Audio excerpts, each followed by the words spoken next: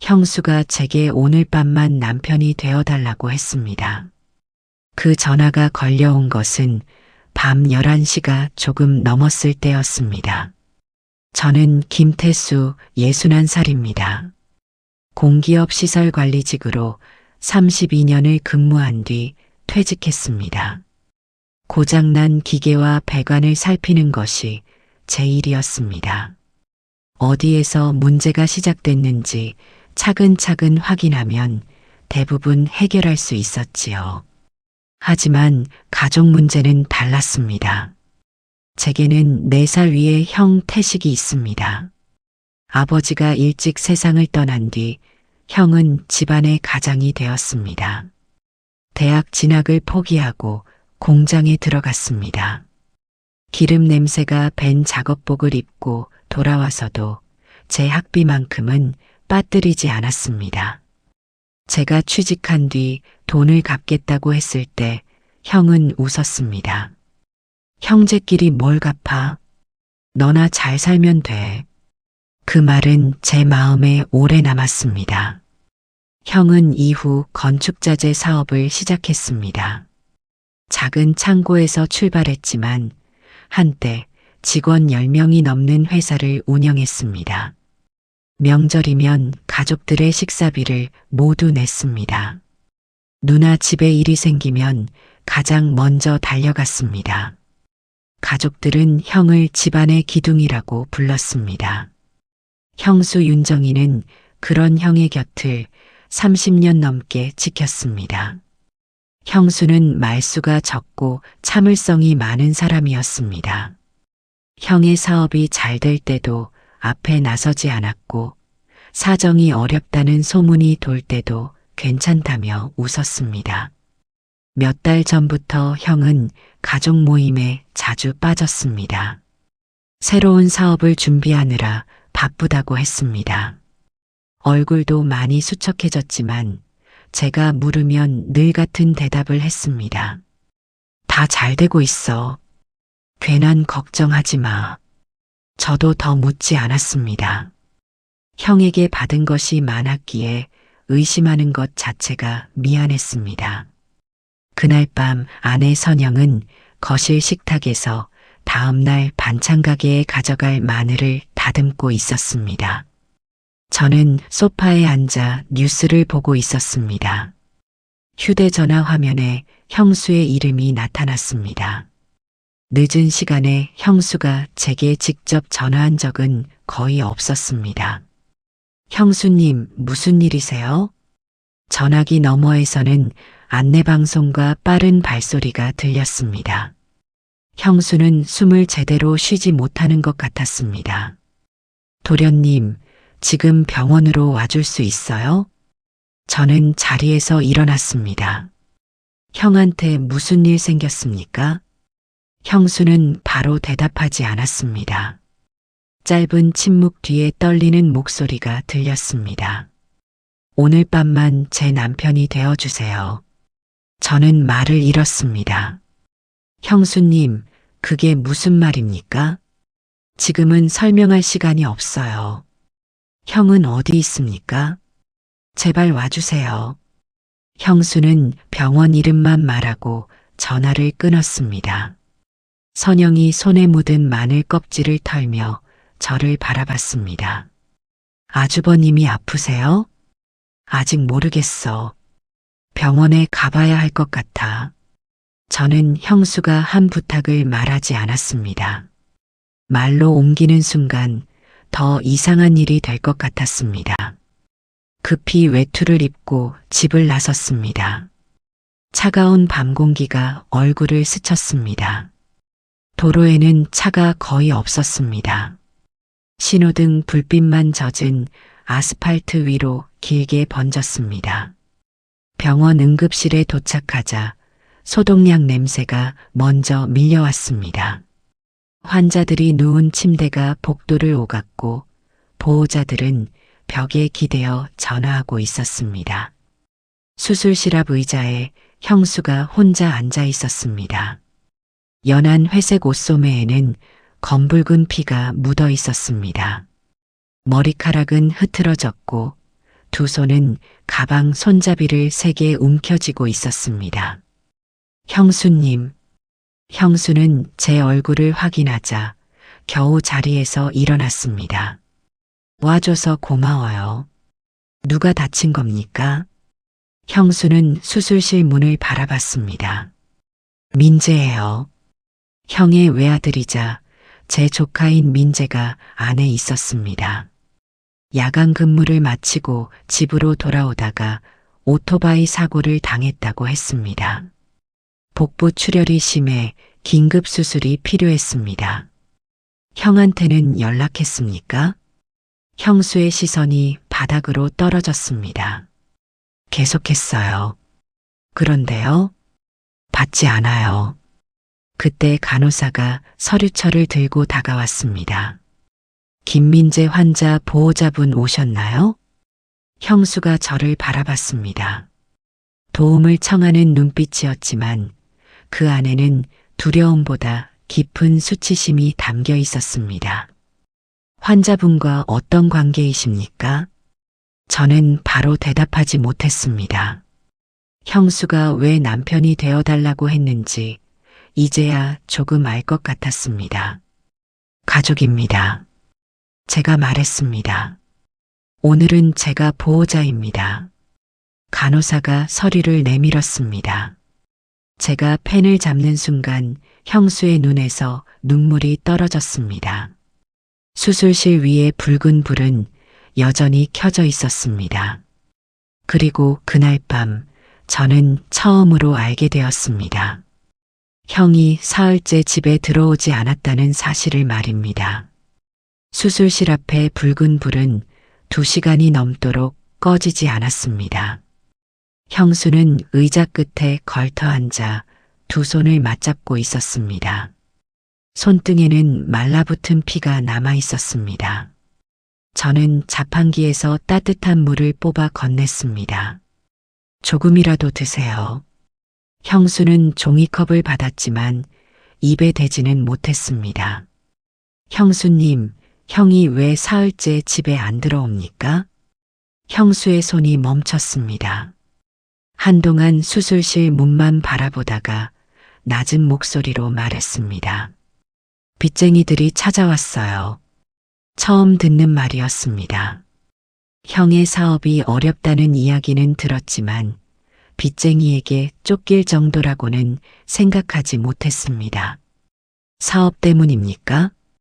형수는 고개를 끄덕였습니다. 처음에는 거래처가 부도났다고 했어요. 그 다음에는 새 사업에 돈이 필요하다고 했고요. 그게 전부가 아니군요. 도박도 했어요. 형수의 목소리가 작아졌습니다. 형은 손실을 만회하겠다며 사설 투자방과 인터넷 도박에 돈을 넣었습니다. 가족 적금을 해지했고 형수 명의의 보험에서도 대출을 받았습니다. 마지막에는 민재의 상해보험까지 없앴습니다. 저는 종이컵을 내려놓았습니다. 민재 보험을 형이 해지했다고요? 석 달 전에요. 형수는 입술을 깨물었습니다. 이번 달부터 다시 넣겠다고 했어요. 그런데 그 전에 사고가 났어요. 수술비 예치금을 결제할 때 형수의 카드가 여러 번 거절된 이유를 그제야 알았습니다. 왜 아무에게도 말하지 않았습니까? 그 사람이 다시 일어날 줄 알았어요. 형수님 혼자 감당할 일이 아니었습니다. 형수의 눈가가 붉어졌습니다. 도련님은 형님한테 받은 게 많잖아요. 다들 그 사람을 좋은 형으로 기억하고 있고요. 그게 지금 무슨 상관입니까? 제가 말하면 그 기억까지 망가질까봐 겁났어요. 저는 더 이상 말을 잇지 못했습니다. 어린 시절 형은 제게 좋은 형이었습니다. 그러나 좋은 형이었다는 사실이 좋은 남편과 아버지였다는 뜻은 아니었습니다. 그 두 가지를 같은 것으로 믿고 살아온 사람이 저였습니다. 새벽 3시가 가까워졌을 때 수술실 문이 열렸습니다. 의사는 출혈은 막았지만 며칠 동안 경과를 지켜봐야 한다고 했습니다. 형수는 벽을 짚고 겨우 일어섰습니다. 살 수 있는 거지요? 현재로서는 잘 버텼습니다. 의사가 떠난 뒤 형수는 그대로 주저앉았습니다. 저는 형수의 어깨를 붙잡았습니다. 민재는 버텼습니다. 형수는 고개를 숙인 채 울었습니다. 아침이 밝아올 무렵 아내 선영이 병원으로 왔습니다. 선영은 급하게 나온 듯 머리도 제대로 묶지 못한 모습이었습니다. 제 얼굴을 확인한 뒤 형수를 바라봤습니다. 민재는요? 수술은 끝났어. 선영은 안도의 숨을 내쉬었습니다. 그러나 곧 접수대에서 들은 말을 떠올린 듯 표정이 굳었습니다. 당신이 형님 남편으로 등록됐다는 게 무슨 말이에요? 형수가 자리에서 일어났습니다. 동서, 그건 내가. 선영은 고개를 저었습니다. 형님께 묻는 게 아니에요. 아내는 저를 바라봤습니다. 당신은 왜 나한테 아무 말도 안 했어요? 상황이 급했어. 급하면 아내한테 거짓말해도 돼요? 거짓말하려던 건 아니야. 호텔도 아니고 병원이잖아요. 사실대로 말했으면 내가 못 오게 했겠어요? 선영의 목소리는 크지 않았습니다. 그래서 더 아프게 들렸습니다.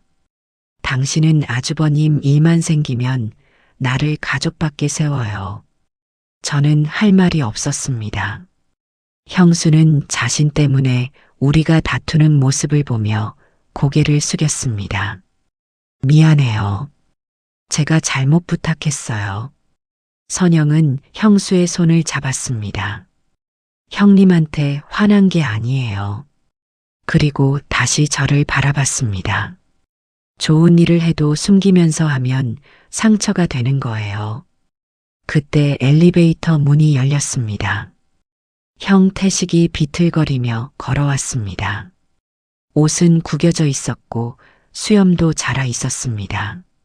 형은 병실이 어디인지 묻기도 전에 저와 형수를 번갈아 봤습니다. 둘이 여기서 뭐 하는 거야? 민재가 수술 받았어. 그런데 내가 왜 보호자야? 형의 시선이 접수 서리로 향했습니다. 내 아들인데 왜 내가 남편 행세를 해? 형수의 얼굴이 굳었습니다. 당신이 전화를 받았으면 이런 일도 없었어요. 내가 사정이 있었어. 아들이 죽을 뻔했는데 무슨 사정이 더 중요해요? 형은 대답하지 못했습니다. 잠시 뒤 오히려 목소리를 높였습니다. 그래서 둘이 언제부터 이렇게 가까웠어? 복도에 있던 사람들이 우리를 바라봤습니다. 저는 형의 팔을 붙잡았습니다. 지금 그 말이 나와? 왜? 찔리는 게 있어? 형수를 향한 시선들이 달라지는 것이 느껴졌습니다. 저는 형의 빚과 도박 이야기를 꺼내려다 멈췄습니다. 병원 복도에서 형의 체면을 무너뜨리고 싶지 않았습니다. 하지만 그 침묵은 형수를 다시 혼자 남겨두는 일이었습니다. 형수는 아무 말 없이 병실 쪽으로 걸어갔습니다. 선영도 저를 바라보다 뒤따랐습니다. 저만 형과 복도에 남았습니다. 태수야. 형이 낮은 목소리로 말했습니다. 이 일은 가족들한테 말하지 마. 그 말을 듣는 순간 가슴이 무거워졌습니다. 형은 아들의 상태보다 자신의 비밀이 드러나는 것을 더 두려워하고 있었습니다. 저는 형을 설득해야 한다고 생각했습니다. 하지만 동시에 처음으로 이런 의문이 들었습니다. 형을 지킨다는 이유로 제가 또 누구를 희생시키고 있는 것은 아닐까? 저는 형의 얼굴을 바라봤습니다. 그리고 더는 예전처럼 모른 척하지 않겠다고 마음먹었습니다. 민재는 중환자실에서 이틀을 보냈습니다. 의식은 돌아왔지만 오래 말할 수는 없었습니다. 형수는 병실 앞 의자에서 거의 움직이지 않았습니다. 아내 선영은 반찬가게 문을 늦게 열면서도 매일 병원에 왔습니다.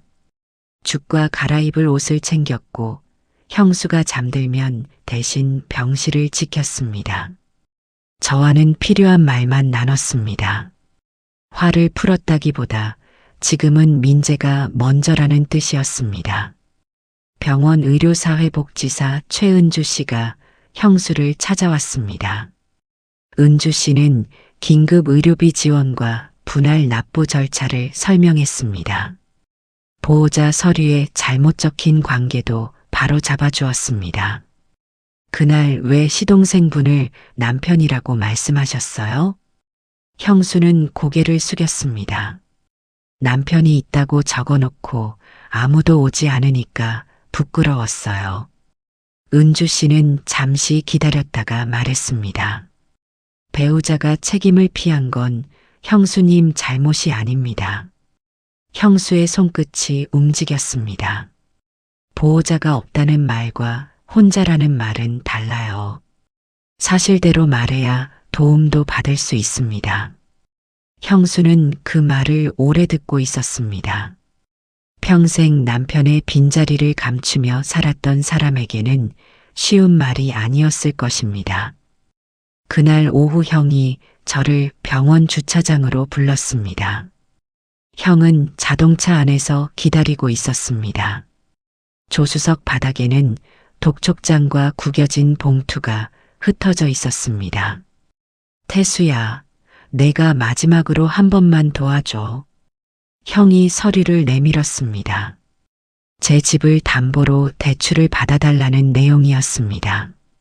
이 돈만 있으면 급한 불은 꺼. 민재 보험까지 해지해놓고 또 돈을 빌리겠다는 거야? 사업만 다시 돌면 전부 갚을 수 있어. 형은 제 손목을 잡았습니다. 내가 너 학교까지 보내줬잖아. 그 말은 평생 저를 움직였습니다. 형이 야간 근무를 마치고 등록금을 건네던 장면이 떠올랐습니다. 비에 젖은 작업복과 갈라진 손도 기억났습니다.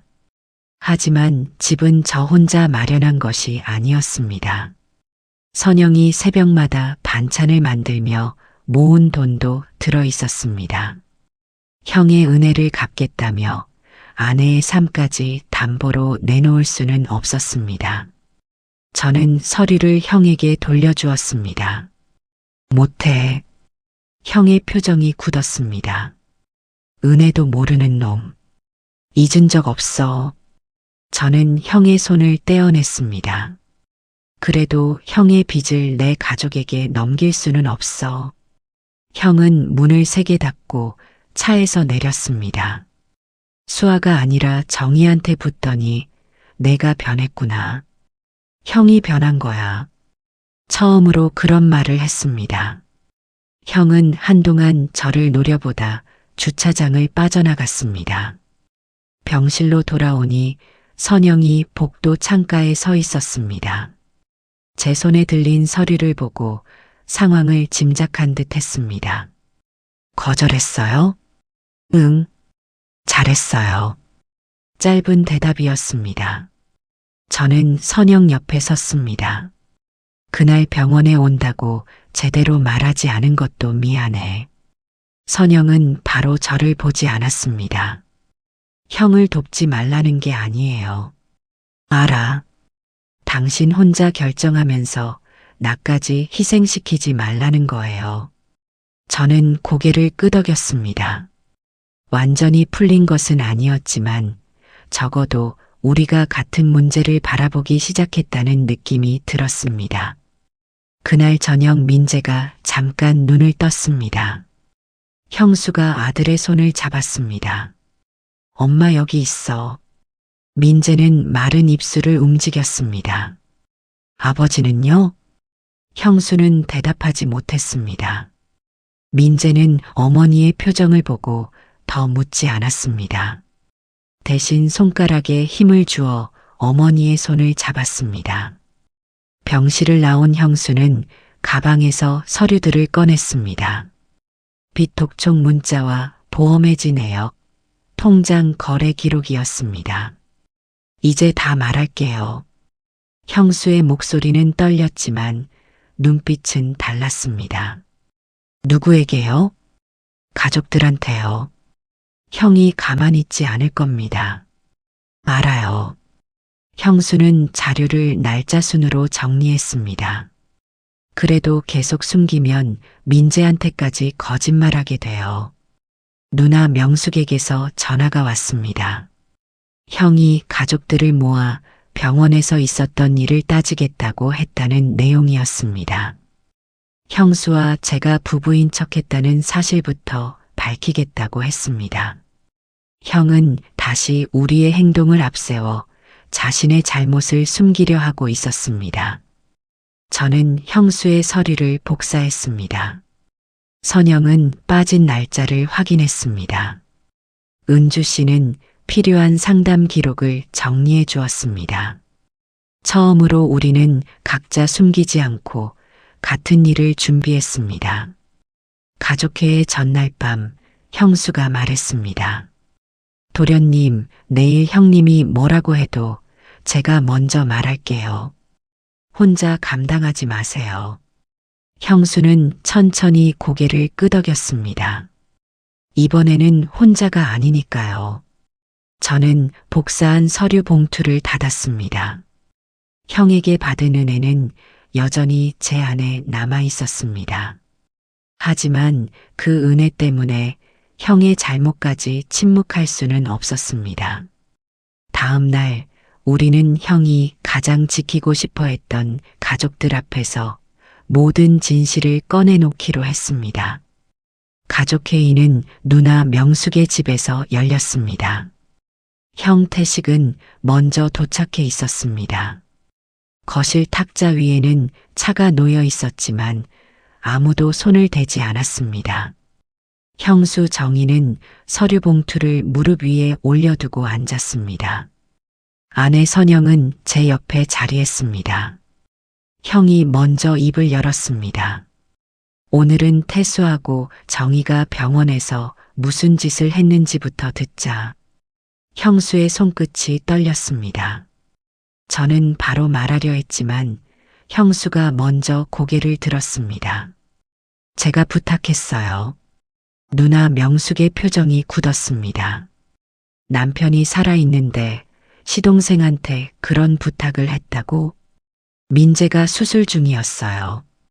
형수는 천천히 서류 봉투를 열었습니다. 남편은 사흘째 연락이 안 됐고요. 형이 탁자를 손바닥으로 쳤습니다. 그래도 나를 남편 없는 사람처럼 만들어? 그 말에 형수는 잠시 눈을 감았습니다. 예전 같으면 곧바로 미안하다고 했을 것입니다. 그러나 그날은 달랐습니다. 당신은 그날 남편이 아니었어요. 거실 안이 조용해졌습니다. 민재 아버지도 아니었고요. 아무도 연락받지 않는 동안 도련님이 대신 자리를 지킨 것뿐이에요. 형은 얼굴을 붉혔습니다. 저는 아내 쪽을 바라봤습니다. 나도 잘못했어. 모두의 시선이 제게 향했습니다. 선영이에게 상황을 제대로 말하지 않았습니다. 급하다는 이유로 혼자 결정했습니다. 선영은 아무 말 없이 제 말을 들었습니다. 형수를 도운 일은 후회하지 않습니다. 하지만 아내를 가족 밖에 세운 건 제 잘못입니다. 형은 비웃듯 말했습니다. 둘이 서로 감싸는구나. 그때 선영이 입을 열었습니다. 아주버님, 감싸는 게 아니에요. 선영의 목소리는 낮았지만 단단했습니다. 잘못한 사람은 자기 잘못을 인정하고 있잖아요. 형수는 비톡촉 문자와 보험해지 내역을 탁자 위에 놓았습니다. 가족 적금이 빠져나간 기록도 있었습니다. 민재의 상해보험이 해지된 날짜는 사고가 나기 석 달 전이었습니다. 누나 명숙이 서류를 넘기다 손을 멈췄습니다. 이걸 왜 아무도 몰랐어? 형은 고개를 돌렸습니다. 사업을 살리려고 한 일이야. 형수가 형을 바라봤습니다. 가족을 위해서였다면 가족에게 먼저 물었어야지요. 당신이 뭘 알아? 몰랐어요. 형수는 고개를 끄덕였습니다. 당신이 아무것도 말하지 않았으니까요. 형수의 눈가가 붉어졌습니다. 그동안 당신 체면을 지켜주면 우리 가정도 지켜지는 줄 알았어요. 형은 입을 다물었습니다. 그런데 내가 지킨 건 가정이 아니었어요. 당신이 실패하지 않은 사람처럼 보이게 만든 거였어요. 병원에 있던 민재는 영상통화로 가족회의에 참여했습니다. 민재는 한동안 아버지를 바라봤습니다. 아버지, 형이 화면을 향해 몸을 돌렸습니다. 미안하다. 아버지가 다 해결하려고 했다. 민재는 천천히 고개를 저었습니다. 아버지가 지킨 건 가족이 아니에요. 형의 얼굴이 굳었습니다. 아버지 자존심이었어요. 그 뒤로 긴 침묵이 흘렀습니다. 누나 명숙도 고개를 숙였습니다. 나도 오빠 말만 믿었어. 명숙은 형수를 바라봤습니다. 정희야, 내가 참고 있으면 괜찮은 줄 알았다. 미안하다. 형수는 바로 괜찮다고 하지 않았습니다. 다만 작게 대답했습니다. 이제라도 알아주면 돼요. 형수는 당분간 형과 떨어져 살겠다고 말했습니다. 모든 빚을 공개하고 도박 상담과 채무 조정을 시작하기 전에는 돌아가지 않겠다고 했습니다. 형은 가족을 버리는 것이냐고 물었습니다. 형수는 조용히 고개를 저었습니다. 가족을 버리는 게 아니에요. 형수는 자신의 통장과 신분증을 가방에 넣었습니다. 이제 저와 민재를 먼저 지키려는 거예요. 회의가 끝난 뒤 선영과 저는 집까지 걸었습니다. 선영은 한참 뒤 제 손을 잡았습니다. 당신이 오늘 먼저 잘못을 말해서 다행이에요. 앞으로는 혼자 결정하지 않을게. 나도 화부터 내기 전에 끝까지 들을게요. 모든 오해가 한 번에 풀린 것은 아니었습니다. 그래도 우리는 서로를 다시 바라보기 시작했습니다. 며칠 뒤 형수는 작은 원룸을 계약했습니다. 선영은 반찬을 챙겼고 저는 낡은 책상을 고쳐주었습니다.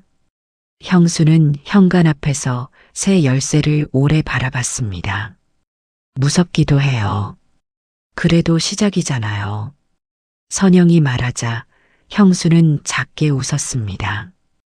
그리고 가방 안에 통장을 꺼내 책상 서랍에 직접 넣었습니다. 이제 제 삶의 보호자는 제가 되어보려고요. 그 말은 크지 않았습니다. 하지만 그날 이후 형수는 더 이상 누군가의 빈자리를 감추기 위해 거짓말하지 않았습니다. 자신의 이름으로 문을 열고 자신의 판단으로 내일을 준비하기 시작했습니다. 몇 달 뒤 민재는 재활치료를 마치고 퇴원했습니다. 아직 오래 걷지는 못했습니다. 병원 복도를 천천히 걸을 때마다 한쪽 다리에 힘이 풀렸습니다. 그래도 민재는 지팡이를 짚고 제 발로 현관을 나섰습니다. 형수 정희는 아들의 가방을 들고 뒤를 따랐습니다. 예전 같으면 모든 짐을 혼자 들었을 것입니다. 그러나 이번에는 선영에게 반찬 가방을 맡기고 제게 퇴원 서류를 건넸습니다. 조금 나눠 들어도 되지요? 형수가 웃으며 말했습니다. 그 웃음이 전보다 편안해 보였습니다. 형수는 작은 원룸에서 생활을 시작한 뒤 동네 업체의 격리 보조로 취직했습니다. 오래 쉬어 컴퓨터 프로그램이 낯설었지만 퇴근 후에도 수첩에 배운 내용을 적으며 익혔습니다. 첫 월급이 들어온 날에는 가족 단체방에 통장 화면을 올렸습니다.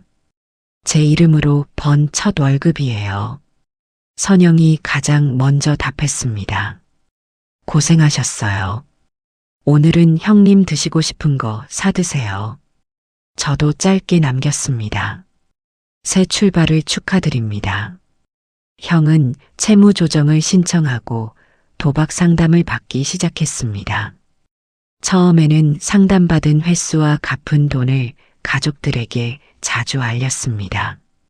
마치 몇 번의 행동으로 모든 잘못이 지워지길 바라는 사람 같았습니다. 하지만 정희도 민재도 쉽게 마음을 열지 않았습니다. 민재가 아버지에게 말했습니다. 치료받는 건 잘한 일이에요. 형의 얼굴에 잠시 기대가 떠올랐습니다. 그런데 바로 예전처럼 지낼 수는 없어요. 형은 고개를 숙였습니다. 알겠다. 그 대답만으로 관계가 회복된 것은 아니었습니다. 그래도 형은 처음으로 변명하지 않았습니다. 정희 역시 당장 이혼이나 재결합을 결정하지 않았습니다. 사람이 달라졌는지는 말보다 시간을 봐야지요. 누구도 정의를 재촉하지 않았습니다. 예전의 가족들은 참고 돌아가는 것이 화해라고 생각했습니다. 이제는 떨어져 있는 시간도 관계를 지키는 방법이 될 수 있다는 것을 알았습니다. 저와 선영도 조금씩 달라졌습니다. 형에게서 전화가 오면 혼자 결정하지 않았습니다. 선영에게 먼저 상황을 설명했고 함께 어디까지 도울 수 있는지 정했습니다. 어느 날 선영이 말했습니다. 당신이 형님을 걱정하는 마음까지 버리라는 건 아니에요. 알아. 다만 우리 삶까지 내어주지는 말아요. 저는 고개를 끄덕였습니다. 이제는 그러지 않을게. 그 약속은 거창하지 않았습니다. 하지만 우리 부부에게는 늦게 배운 중요한 원칙이었습니다. 민재가 태어난 날 저녁, 우리는 정희의 원룸에 모였습니다. 작은 식탁 위에는 선영이 만든 잡채와 미역국이 놓였습니다. 형수가 직접 지은 밥은 조금 질었지만 모두 맛있게 먹었습니다. 식사를 마친 뒤 형수가 저를 현관 앞으로 불렀습니다. 도련님. 네. 그날 병원에서 남편이 되어달라고 해서 미안했어요. 저는 고개를 저었습니다. 저는 형수님의 남편이 된 적 없습니다. 형수가 조용히 제 얼굴을 바라봤습니다. 그날은 그냥 가족이었습니다. 가족이요? 아무도 책임지지 않으려고 할 때 자리를 지킨 가족이요. 형수의 눈가가 젖었습니다. 그래도 그날 제 편이 한 사람은 있다는 생각이 들었어요.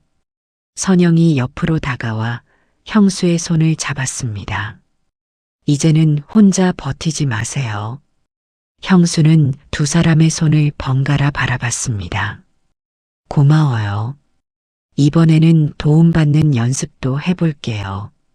우리는 현관을 나섰습니다. 문이 닫히기 전 정희는 아들과 함께 식탁을 정리하고 있었습니다. 책상 위에는 첫 월급이 들어온 통장과 민재의 퇴원 서류가 나란히 놓여 있었습니다. 그날 밤 형수는 누군가의 아내 역할을 대신 부탁하던 사람이 아니었습니다. 자신의 이름으로 돈을 벌고 자신의 판단으로 관계를 정하며 아들과 새로운 하루를 준비하는 사람이었습니다. 가족은 잘못을 무조건 덮어주는 사람들이 아니었습니다. 잘못한 사람에게는 멈추라고 말하고 쓰러진 사람에게는 손을 내밀며 다시 일어설 때까지 적당한 거리에서 기다려주는 사람들이었습니다. 그리고 때로는 아무런 이름도 대신하지 않은 채 가장 필요한 순간 곁에 남아주는 사람이었습니다.